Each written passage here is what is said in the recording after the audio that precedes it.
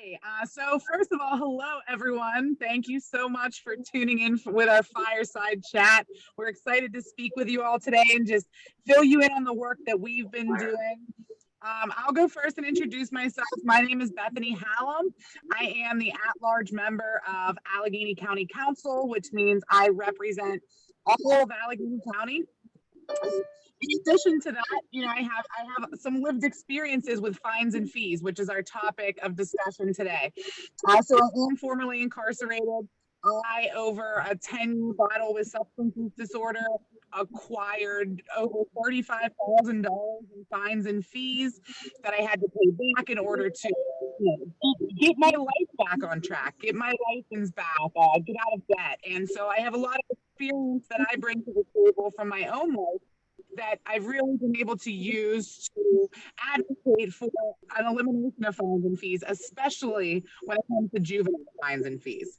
And so my esteemed colleague, Brad Karinsky, I hope will go up next and introduce himself. Hi, everybody. Great to be here and really enjoy the work that Gwen's Girls does. And congratulations to that organization. I'm really proud to be a partner with them in fines and fees, and specifically juvenile fines and fees. I'm the Chief Legal Counsel for the Allegheny County Controller's Office. We applied for a national grant, the Fines and Fees Justice Challenge. We were lucky enough to be awarded with 10 other jurisdictions around the country to analyze the way that our county and our locality assesses and collects fines and fees. And really what that amounted to was, how do we treat poor people in our criminal justice system? And of course, in Allegheny County, like other places, poor people often equates to how do we treat African Americans and other peoples of color in our criminal justice system. And the short answer is we don't treat them very well. And through our participation in this group, we had the opportunity to meet with national leaders, share ideas, got together for seminars every month.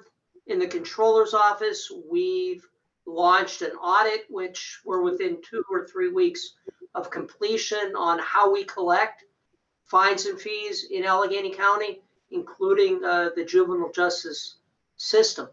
So really excited to share what we've learned with you all today. Yeah, so that was a great introduction, Brad. I don't know if Michael's on yet. Did you notice if he came in yet? He is not. Okay, we'll just keep it rolling then. So we do have one more panelist for you all today too, but when he gets here, hopefully he will introduce himself. So going off of what Brad was talking about, so we applied for this award and we won $50,000 to address fines and fees, injustices, and inequities in Allegheny County. There were, lots of big cities and jurisdictions who were involved in it, and we really did learn a lot. And one of the things we learned is that in so many of the conversations that everyone was having, they were only focusing on adult fines and fees and not realizing that juvenile fines and fees are something that are really life-changing. When you are a juvenile who is assessed fines, fees, restitution, those things should never happen. Just because someone makes a decision or does an action when they are a youth does not mean that that should follow them into adulthood. Does not mean that that burden should fall on them or their parents. And so it's really a motto of second chances that we have been trying to champion in the work that we're doing. A couple of weeks ago, in my capacity as a member of the Jail Oversight Board, I actually went into the Allegheny County Jail to speak with the juveniles who are housed in the jail. And I asked them a bunch of different questions, how they were being treated, how they were being fed, how their schooling was going. And then talk to a handful of them to talk to them how fines and fees specifically have impacted their life. because so many of them have been accumulating fines and fees over years of getting arrested, years of getting citations, years of truancy charges. And this is, an amount that they are accumulating, and they haven't even reached adulthood yet. These are babies that are incarcerated in our Allegheny County Jail, unconvicted, who, as a result of the COVID pandemic, have been locked in their cells for 23 hours a day since March of 2020. And so to hear that with all of this going on in their minds, that they still have this and everything that's going on in their lives and this weight and the stress that these babies are carrying with them, being incarcerated in an adult detention center in our own county, and to hear that with all of that going on, they still have this burden of unnecessary costs and fines and restitution that they owe to the government. And it just doesn't sit right with me. In my opinion, no one should be assessed fines and fees, and especially not all juveniles. So I know Brad has a lot of data on this, how unnecessary these charges are. And so I'm going to tap it over to him to explain the cost of even recuperating these fines and fees for the county. Sure, thanks, Bethany. And, as part of our fines and fees work, when we first got started, we conducted surveys of individuals. We had a social media site available for people to tell us their lived experience. And I was surprised by the number of folks who came forward who said, I'm 26 now. And I was surprised when I had did a credit check, or I applied for a house, or I tried to get a loan on a car, that I had an obligation to the government that I incurred when I was 17, when I was 15. It was startling to us. It was surprising that folks are being assessed monies when they're juveniles and have no capacity to pay. And then they realize when they're adults and trying to move on with their lives that they still owe Allegheny County. So a couple figures that were startling to myself. Right now, as we sit here in 2021, the amount of total fines and fees owed in Allegheny County is $541 million, $493,000, $493,537. Of that accounts receivable, Allegheny County can expect to collect about $50 million. And so we have about 95% of that that's never going to get paid. Juveniles right now in Allegheny County owe around $1,700,000. And we have a collection rate with that of below 1%.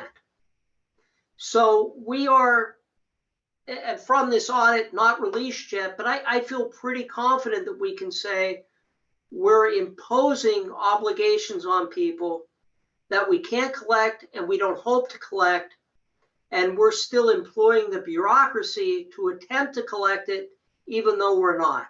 It's the very definition of throwing good money after bad, and to keep this over the head of people that we don't expect to get the money from is pretty much unconscionable. Now, the good side of that coin is that we don't expect,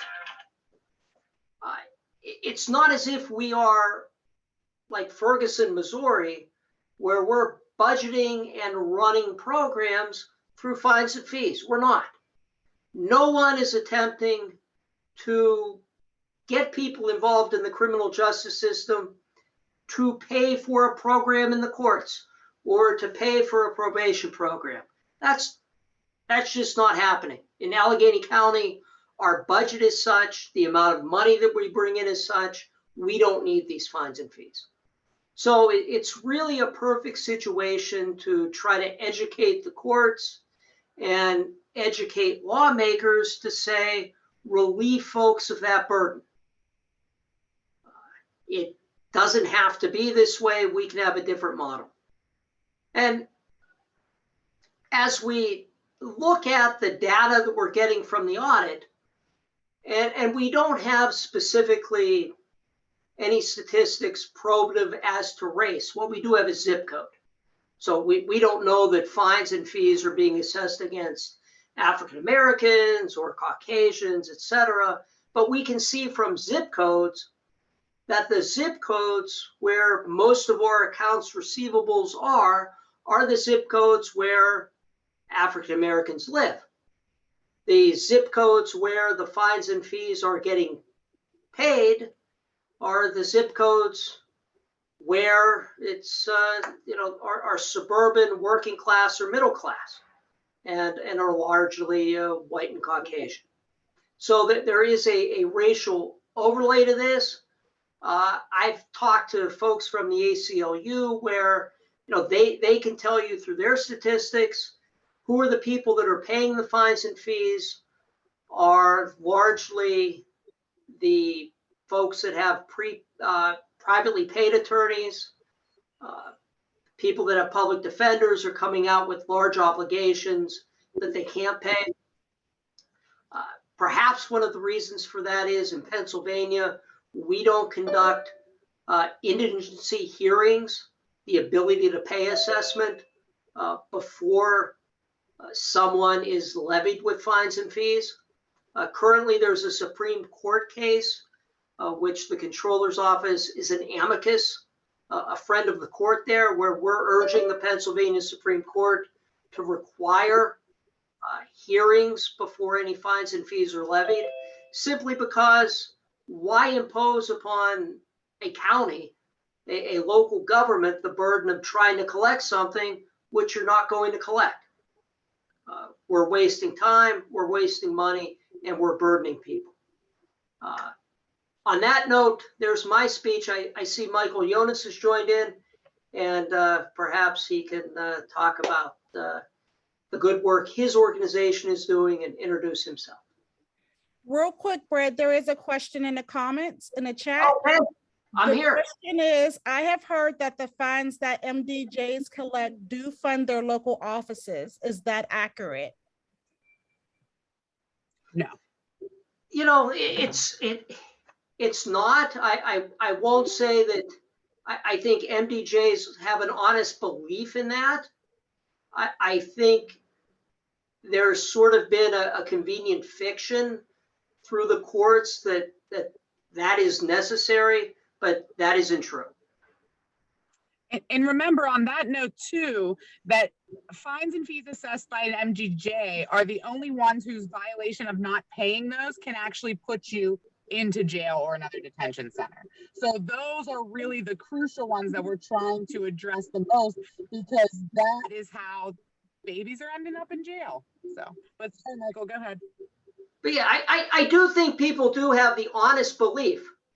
I think if I got a room full of 100 judges, they honestly believe, because they've always been told budgets are tight. There's no money for this. There's no money for that. And that's not exactly true. So I think it's an honest belief, but I also think it's something that we've said for so long, we believe it's true. And I think the data that I've seen says, no, it's not.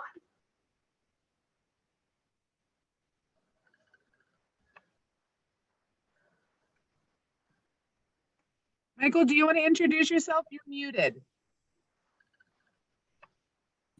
Hey, everyone.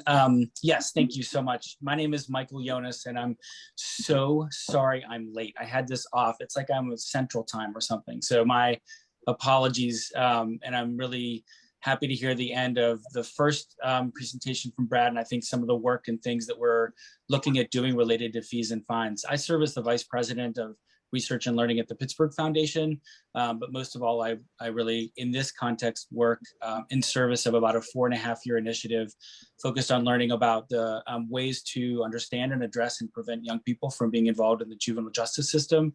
That's been guided by community organizations like Gwen's Girls that have been a close partner, many others that have participated in this session, but most of all, the voice of young people to learn about their experience and how to disrupt that process. It's really our assumption and our understanding that no child is ever at risk. They're just inadequately served by systems or adults around them because they're children. And we know that when poverty, is predicted by the zip code in which young people and families live, we know these are a lot of outside factors. So I'm thrilled to be part of this discussion with you all and to share some of what we've learned and create some good change on behalf of amazing kids. So.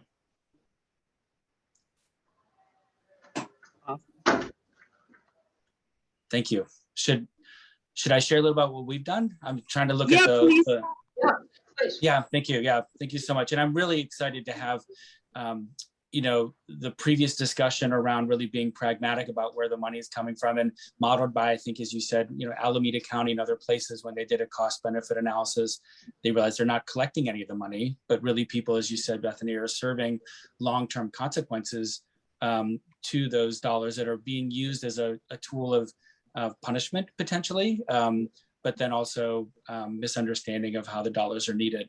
So for the Pittsburgh Foundation, as a convener and a learner, working with many other foundations in the same space with Heinz and FISA and Staunton Farm and many others, as well as organizations in the community, have worked in 2017 to convene about 53 young people and a number of organizations and families to learn about young people's experiences with the juvenile justice system here and ways to think about change.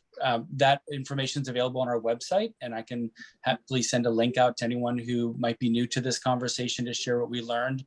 But been really fortunate with the support of the board and our president, Lisa Schroeder, to continue to support initiatives that match the priorities that young people shared. Some of the highest priorities that they shared were we need strategies that are designed to support healthy relationships with children and young adults that are going to stay with young people, be honest with them through the process, but also be realistic about these issues of, in this case, fees and fines, which they said often for many of the kids kept them trapped because they had done their time that they sort of needed to do in probation, but they hadn't paid off their fees and fines or restitution yet. And we see that kind of dynamic modeled around the country. Interestingly, we also learned a number of things that they talked about in meaningful relationships. We as a foundation, as an institution, sort of took that as though mental health and behavioral health supports are more needed. And actually going back to young people to confirm our findings and our interpretation, they said, no, it's not, we don't need mental health services, although that might be helpful in some cases. What we need are adults and systems to ask us why this is happening, understand what's behind the behavior or activity that is really a symptom of something deeper, of experiencing homelessness or abuse in their home or other factors. And so to go a little deeper, they also were really searching for better and more tailored curriculum in schools that reflected their own ethnic and race richness in history versus sort of deficit-based modeling and involving their expertise in solutions as well. And then they talked a lot about diversion issues, talking about suburban communities that had more programs than they could think of, but nothing in the city really for them in ways that they really wanted to access. So the youth experts provided a lot of direction for us in ways that isn't necessarily new in terms of what we would think logically, but in terms of implementation, there's so many great examples of all these things happening in different ways and diversion work that it can be more formal, like that's happening on the north side and happening with Gwen's Girls and other system partners, but it also can be very informal as well. And so looking at opportunities like, the changes at Schumann and closing of Schumann and thinking about new opportunities for early support structure for young people is really critical as well. And we serve at the foundation, as a partner and learner in this space and wanting to be active as a community foundation. We also are able to engage in some levels of advocacy and policy. So we have been involved with and are interested in serving as a support for state level work that's looking at fees and fines in terms of, how to provide better standardization and predictability around the levying of fees and fines and restitution, which can vary greatly within the courts, and just make sure that there's good understanding for both, that meets both sides of all stakeholders' needs here too.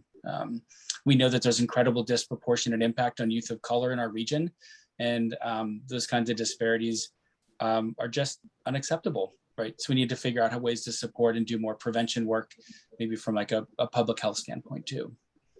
I jumped in a little late, so I don't know if I repeated anything from before, or I would love any questions or ideas and more information you'd like to share too.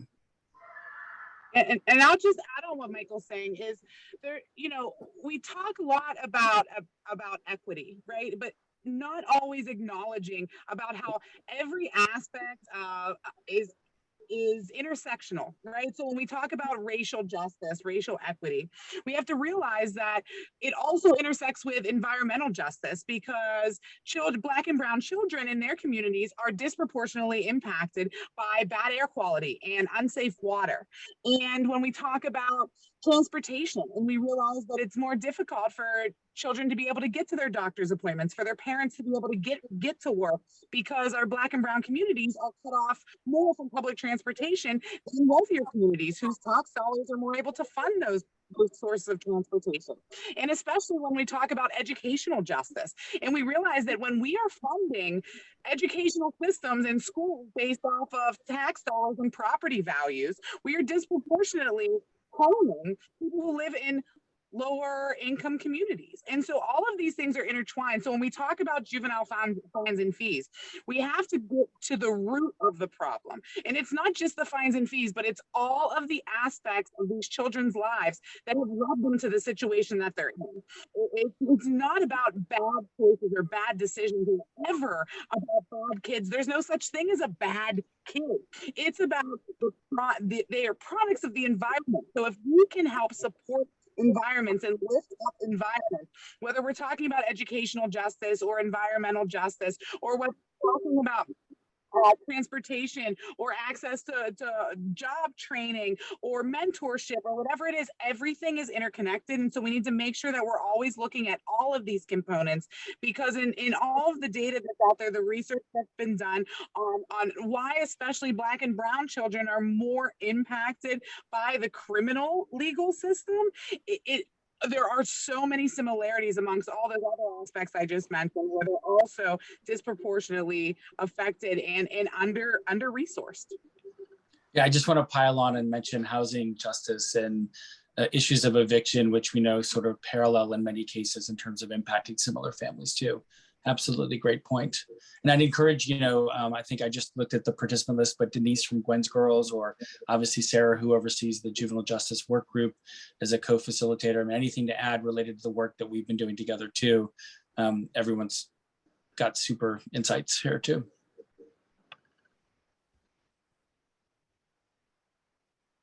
Or any questions? We'll take it all.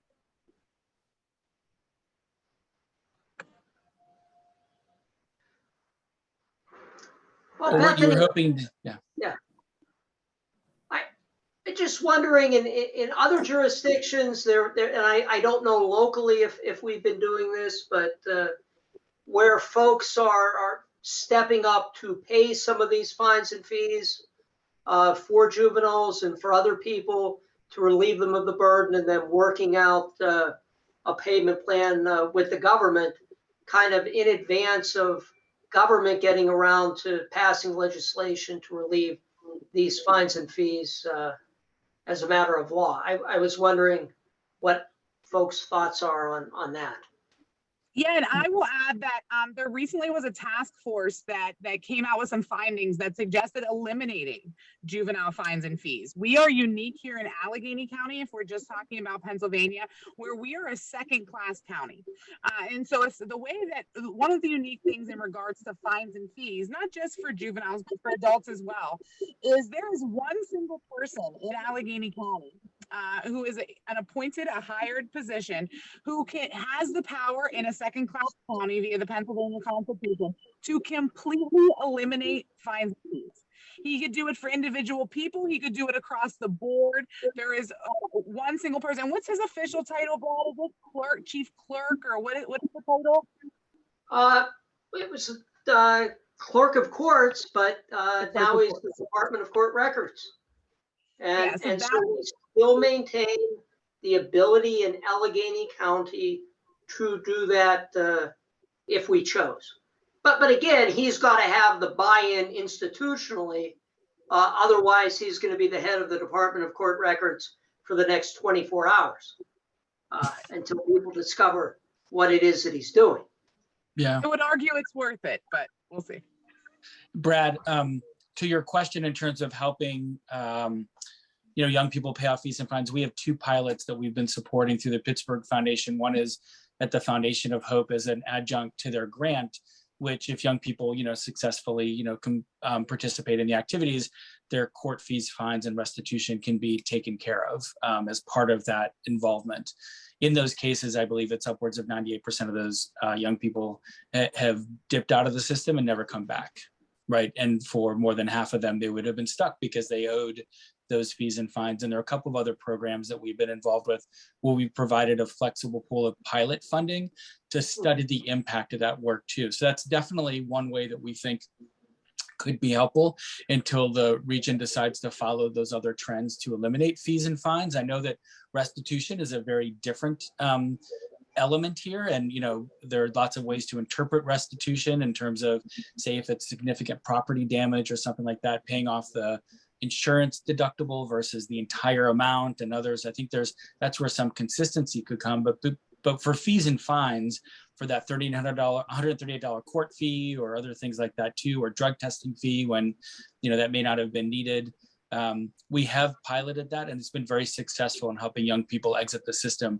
We know that the vast majority, I think it's upwards of 96% of young people experience what is called adolescent limited behavior, where they might act like an adolescent and get in trouble. But if, left alone, they would graduate from that and be just fine. But what we find for youth of color and often poor youth that don't have the same kind of structure and access because of issues of fees and fines and other factors like we're talking about, they dip into the system and can't get out, whereas other kids are able to. So we have piloted that. That's been successful, and we're thinking about doing more of it. Great. And I saw a question from Sarah in the chat about, and Sarah, tell me if I am misrepresenting your question, but basically wanting to know what can people do to get that institutional support, whether it's for the Department of Court Records to wipe out, to eliminate fines and fees, whether it's for our legislators to put pressure on them to pass legislation, right? We could, if the willpower was there, and regardless of what political affiliation you have, reach out to your legislators at the local level, at the state level, and at the federal level, because if the political willpower was there, if this was an area that had bipartisan support, and believe it or not, a lot of criminal justice reform pieces of legislation over the years have had bipartisan support, and that's how they've happened. Reach out to those folks because they could snap their fingers tomorrow and wipe it all out. That could happen tomorrow. They could say tomorrow, especially after the task force report came down and said, this needs to stop. No more fines and fees for juveniles in Pennsylvania. They have that data. They have the research. They have the expert testimony. All we're waiting for is them to have the willpower and they could pass legislation that says, not only will we not going forward assess any fines and fees to juveniles, but also we will eliminate any debt that is had as of a tip. And as Brad mentioned earlier in his presentation, no one's losing out, like the government is not losing out on any money. Not that that should ever be a topic of consideration is, oh, well, we need this money. We need to make money off these kids. But you completely remove that part from the equation because we're recovering less than 1% of fines and fees that are assessed. It actually costs more money to try to recover the fines and fees than they. Well, that's what I was gonna say that too, right? It probably costs more to have all the paperwork and all of that than actually is bringing in. But if it's just one person who could make, I get that they need the backup, but who could make that determination, especially if a first step was with regard to juveniles, right? Who could say, okay, we're not gonna fine them anymore. Like the county executive is who the person reports to. So, okay. So what data would be most helpful? What's the information? So what do we need to provide? do? We should set up a meeting with Gerald, right? Like we should.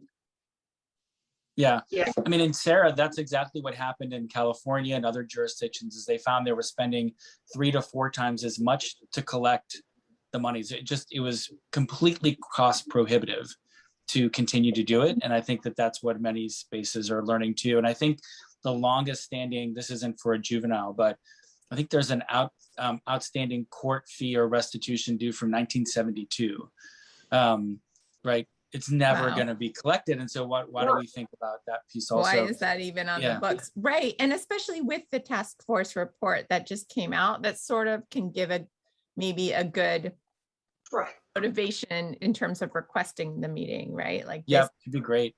Came out. If we were a business, we wouldn't keep these debts on our book. Right.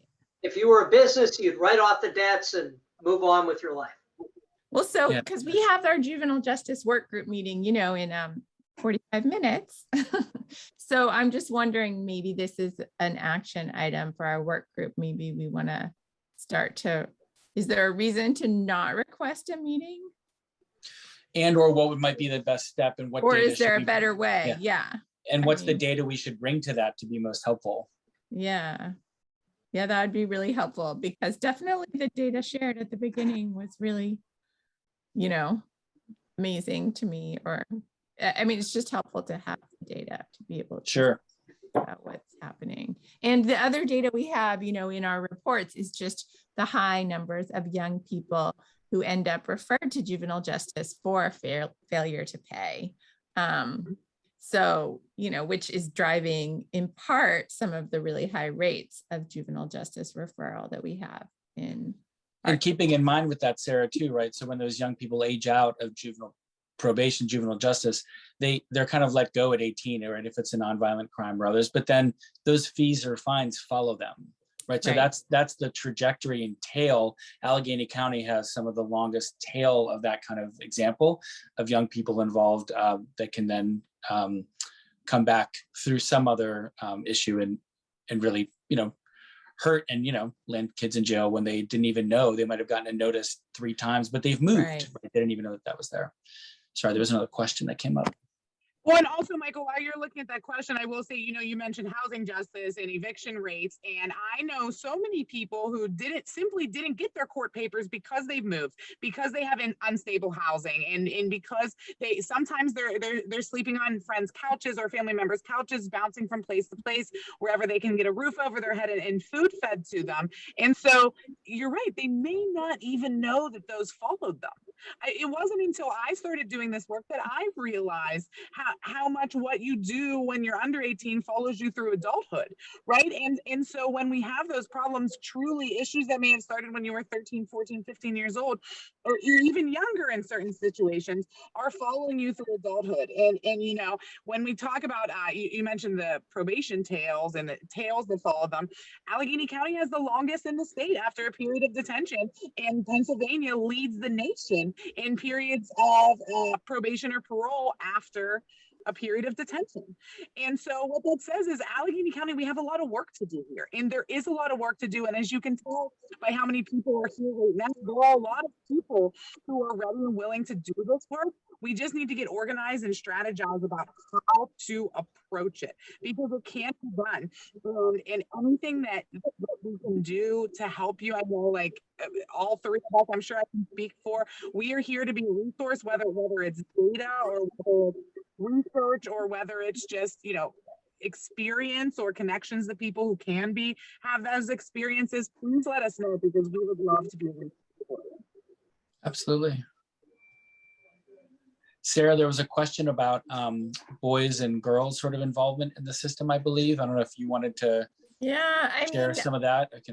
I don't know the details on fines and fees, but there are lots of both girls and boys who are referred to juvenile justice for failure to comply, which is almost always failure to pay. So I couldn't tell you off the top of my head the proportion, but it's both. And I know, during the work of the juvenile justice work group, we looked at a bunch of specific case records from the magisterial judges. And so I know at DHS, they pulled a few just examples, and some of them were so minor. I can't remember if anyone else here was at that meeting, but I remember the girls there were girls fighting. One girl threw a can of hairspray at another girl, and so got sent to the MDJ, for assault or fighting or whatever the charge was, got fined.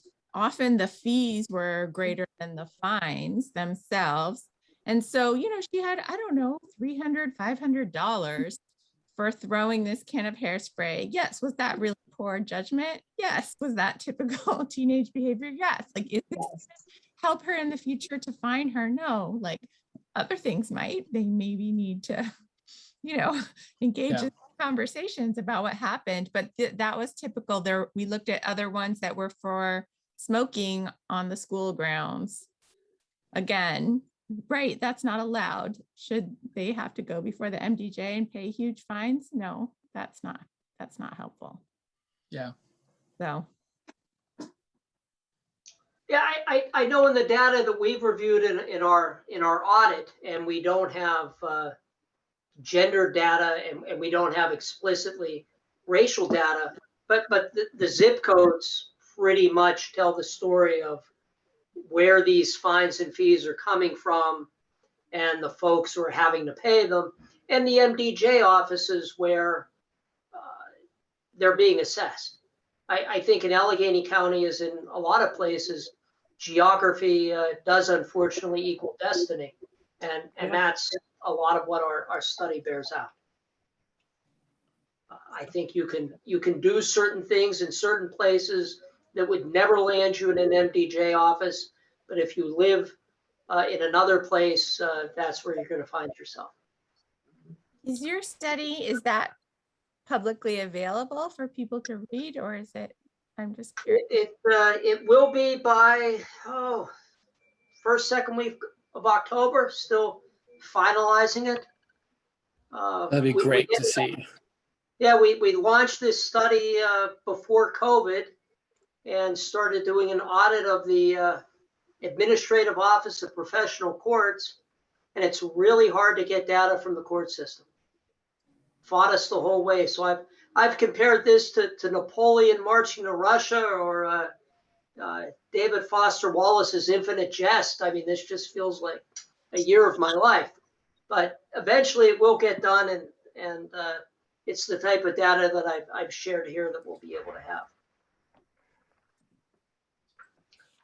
I also think it would be helpful if, in addition to pushing legislators, that we could have lunch and learns or some education of the court system. And I think primarily they rebut this notion that the judges have that their fines and fees pay for that. And that if they didn't do this, somehow funding would dry up and the courts would close. I think in a lot of respect, judges are naive as to how government is funded. And they don't appreciate the monies that come in and what pays for certain programs. And I think that would be a place where we could get people in the room, put some PowerPoints up and say, your actions have real consequences, but perhaps not the ones that you think. I think that would be that's just critical. So helpful. And I'd be more than happy to help recruit and get people in that room or in the space, because I do think that there's a lot of misunderstanding and misexpectation there. So I can't wait for your report, Brad. And I don't think they're doing it out of a sense of, I want to punish you with this. I think they're doing it because legitimately they think AOPC or the court system is going to come down on them, and they're going to get a phone call saying, what are you doing, not assessing this, and we need the money. And if they didn't do this for 2 months, the lights would still come on, they'd still be able to get into the office, and life would continue. Certainly in Allegheny County, we've been putting up with an abysmal collection rate for years and years and years. Our courts keep running. But I don't think they see that. I don't think they know how budgets are created. They don't know what goes into that. And I think being in the controller's office perhaps would be in a good place just to, let's have an education on how courts are funded, what happens with your fines and fees. Let's follow it from start to finish. And you realize it's not all that important. Brad, I'm wondering if maybe back to Sarah's question too, if there's anything you think as we prep for that could involve, pulling out from some of the other participatory research that's been done in the area and or involving young people in that framing of the discussion. It feels like this is a really great opportunity and timing to advance that discussion too. Yeah, That's a great point. Yeah. There's a whole team that would, love to work with you on that, to support that. Well, in county government, if I hear a team, I'll come running, because sometimes we in county government are a team of one. So no, the work group is strong. So okay, great. Bethany, any chance with legislation or things that you see, or is that anything county council would want to tee up, or a subcommittee, or when you talk about the budget? Yeah, I mean, so what, I think that once we get the final results of your audit, that will be helpful, because I know when we've looked in the past, we've thought about doing this, right? Like legislating an elimination of specific county fees. But if anybody in here has ever seen like a docket sheet for a case, and you look at a lot of those are coming from the state. A lot of that in judicial discretion, magistrates and the Court of Common Pleas are both, that's through the state. So while I do believe that county council may have the authority to have a small impact on a couple of the different fees that are assessed, I truly think that if we want to make an actual impact, and especially a lasting impact, that the state legislation would be the way to go, because doesn't tell the courts what to do. But as far as a few of the different fees that are assessed, maybe we could look into addressing that. And I, again, would love to help get any of these working groups. It seems like there's a lot of work going on outside of government as well. If there's anything I can do to connect legislators to these working groups and to hear this information, I would love to do that. Yeah, it was interesting as I look back on a lot of this fines and fees enabling legislation. So much of this happened back in the 50s, 60s, and 70s, before we had mass incarceration, the type of policing that we do, victimless crimes. And it wasn't such a controversial problem. I mean, we had a lot of property crime then, so it wasn't a controversial proposition that perhaps somebody who stole a car should have to pay some fines and fees. But, as the 80s and 90s and 2000s came in, where we're just incarcerating people for petty drug crimes, particularly, and just levying fine after, and fines that bear no proportion to the actual work that government's doing, you just see it's like a snowball going downhill. That all of a sudden it becomes an avalanche. And I don't think the folks who started this 40 years ago with this legislation ever thought that so many people would be affected by it. I think they had a very traditional notion of what the criminal justice system would look like. And also the inability of people just to restart their lives.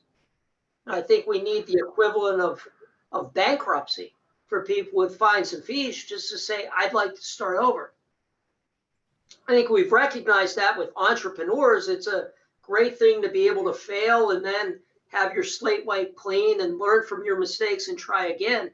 Yet we're reluctant to do that in the criminal justice sector. And I think one of the outcomes of that as well is how truly generational impacts are from our criminal legal system, and that may start with fines and fees, right? So when we look at just the total population today of the Allegheny County Jail, over 50% of the people housed there, and that's adults and juveniles, over 50% of them had a parent who at some point in their lives was incarcerated as well. So we see that there is a place where intervention in that cycle, we could really step in and break it, because I will actually for once disagree with Brad, as I truly do see that the system was designed to be the way it is. We hear a lot that the system's broken, but it's not broken. It is exactly as it was intended to be, and it's with racist undertones and with discriminatory practices, and to really get people when they're down, so that certain folks are starting in a hole where everyone else is starting up here. And isn't that really what equity is in the first place? Is not the same resources to everyone, but lifting everyone up to equal footing, regardless of what it takes to get them there.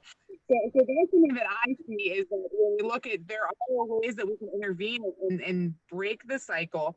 But I truly think that the system needs to be transformed because it is not broken. There is not an aspect of it that is not working the way that it was intended to work. It's just unfortunate that, as you mentioned, Brad, it was created so long ago, and we've been following it over all this time. As society is changing, as our communities are changing, this system still exists. And so I truly believe that we have to make changes to the system in order to see the sort of transformational change that we need. But yeah, Agreed. So yeah, if anybody else has any questions.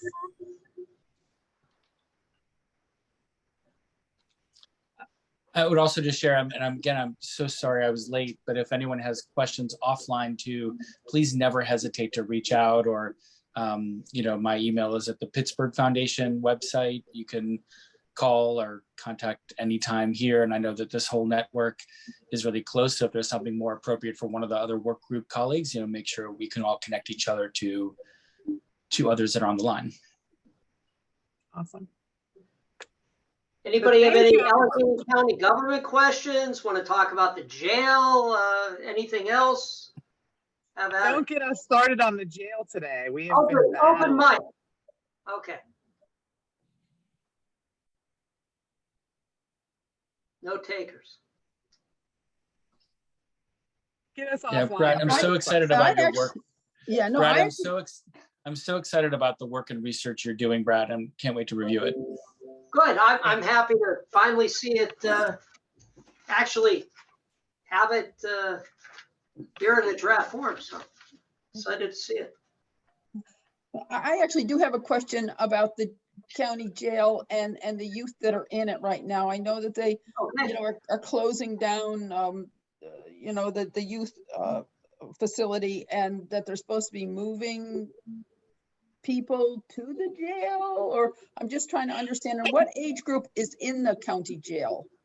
So I will clarify that, because I do think that was a misconception that everyone from Schumann was going to the jail. The reason that folks were concerned about the Schumann closing leading to more juveniles in the jail wasn't about the current population, but the concern was more about, now that we do not have a lockdown juvenile facility in Allegheny County, will prosecutors start overcharging? Because you need to be charged with an adult crime, charged as an adult, in order to be in the Allegheny County jail. So that's where I think there was a little confusion, is that it wasn't that they took all the kids who were in Schumann and put them in ACJ. Right. The concern was that going forward, since we do not, it's a specific facility, Schumann, it is a lockdown facility. And in the closest by ones I know that they were talking about, and I don't know if they have even decided where they are going to start sending kids that normally would have been in Schumann to. I had heard talks of a Steubenville detention center, but these are kids who, I think the average stay in Schumann was around 12 days. So it's sort of how the Allegheny County Jail is supposed to be, where it's a transitional place. People are not supposed to be spending years in that facility. Now they have, just as people have in the Allegheny County Jail, but the average stay in Schumann was only 12 days. And I do believe we're about to be, and maybe somebody knows better than I do, about to be approaching that deadline now, because they had about 30 days to close Schumann. It should be coming up maybe within the week, if it hasn't already.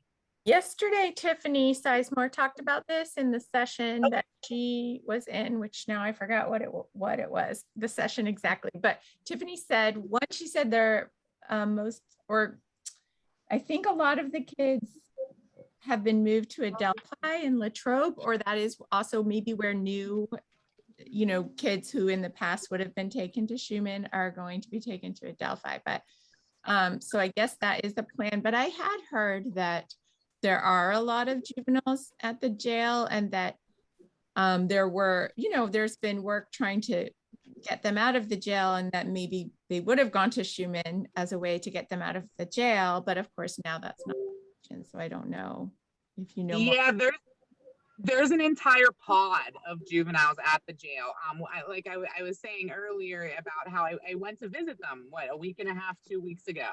And, being in the jail and seeing anyone in there is heartbreaking enough, but these are children. And so they are on their own pod. They are on complete lockdown. Actually, when I was there, they were on COVID isolation. They had an outbreak of COVID on the juvenile pod. Now, remember, in jail, people are not, the people who are in there are not really the ones that are coming in and out every day. They're staff members who are coming in and out, who are likely bringing COVID into the jail, because anyone who was incarcerated at the jail, as a result of a consent decree maybe 6 or 7 months ago, anyone who comes through intake needs to get a COVID test. Okay, so that's a concern. And I was talking to these kids, and they are sick, like ill, and having cold sweats, and lost their voice, and coughing, and congested, and I went around to every single person in the cell, and I was with who's one of my colleagues on the jail oversight board, and we went around, and we each had our own questions, right? And we went around the entire pod, if you can imagine a big circle of cells with steel doors on them and little tiny windows, and you have to put your face up to the cell door just to be able to speak with them, right? And they're all geared up, double mask, triple mask, as are they, because they're in COVID isolation. And asking them, I can, if I can do anything you want for you, right? I can't get you out of here, but if I could do anything else, what would it be? And the most heartbreaking part was just how basic their needs were. And then, even if you didn't hear me say that about, I can't get you, that wasn't what they were asking for. They needed headphones and hot water. They wanted to be able to go to school again because of COVID, they haven't had their instructors coming into there, doing worksheets on photo paper. And, there was a fight recently over video games, and now their video games are taken away, and that was the one thing they had that made them feel like little kids. They don't get outside recreation time. They don't get to see their families. Remember, visits have been cut off since March of 2020. So they haven't seen their families face to face. They haven't been able to hug or kiss their parents or their siblings or their friends. They haven't even been outside in fresh air. And these are kids who are awaiting trial for the most part. Almost every single one of them is in there awaiting trial. They are unconvicted. And we are treating them like animals, dogs, and makes me mad. I really don't know what else to say to, because even experience incarcerated in that jail myself, seeing you there just really with me. And, they're according to them, they are fortunate that the corrections officers who are assigned to their specific pod wants to be working with juveniles. So that was one thing that they were thankful for, but all they wanted was hot water. They had a shower where the nozzle was broken off of the shower, and there was a humongous garbage can filled to the brim of water that, it must have been there for days, if not weeks, with how full it was. And just the conditions that they're living in is unnecessary for any person, let alone a child. And sorry, I could go off on a rant on this for forever, because it's just truly heartbreaking. But if we're going to start somewhere, that's where we should start, is getting the kids out of there. And either whether it's into a different sort of facility, if that's what the judge's requirements are. But remember, a lot of these decisions aren't up to legislators, they're up to judges. And those are the ones who, when they sentence a child, if the prosecutor, if they're charged as an adult, they can go to adult correctional facility. And my understanding, though, is that at the end of December, that there are not supposed to be any juveniles in Pennsylvania in adult correctional facility. So I wrote an article about that a few months ago. I am very much looking forward to seeing, more details about that, and if that truly is going to happen. Any plans to do that in the Allegheny County Jail, but I think that's where we need to start. Okay. So, Thank you. I know we're about end of our time now, and I know Michael said his connection was unstable. So if no one has any further questions, anybody have any closing comments? Yeah, I'm still here. I just had to turn the camera off. It was not working. Yeah, it's I'm going in and out. So, but just wanted to not let you know I was hiding. Okay. But yeah, thank you all for coming today. We're so grateful for the work you're doing in your communities as well. And again, if any of us can be of any help, I'll put my email address in the chat right now. If anyone else wants to do the same, I'll put my email address in here. And if anyone wants to reach out, I'm always down to chat. Thank you so much, guys. Brad, Bethany, and Michael, thank you so much for your time and the work that you do, and everyone else on the call. Sarah, did you have one last comment? Oh, I was just saying thanks. Thank you. Okay. Thank you guys so much, and we'll see you next at the Black Girls Equity Alliance work group sessions.